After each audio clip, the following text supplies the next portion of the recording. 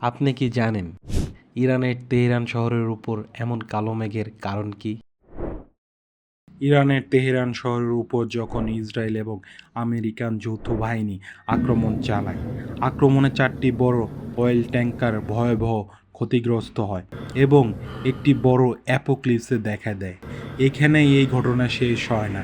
এর মূল ঘটনা বাকি থাকে 8ই মার্চ, যখন অয়েল ট্যাঙ্কারে থাকা তেলগুলো পুড়ে কার্বন মনোঅক্সাইড সহ বিভিন্ন পদার্থ উৎপন্ন হয় এবং এই পদার্থগুলো আকাশে জমা হয়ে ঘন কালো মেঘের সৃষ্টি করে।